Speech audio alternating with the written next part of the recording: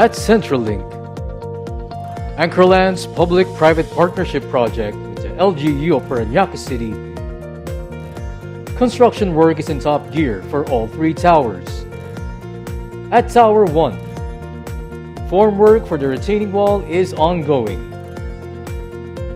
At Tower 2, pilehacking and lean concreting works are underway.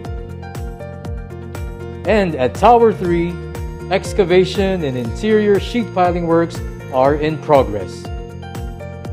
Anchorland strengthens its 100% commitment to deliver excellence in every detail through Centralink.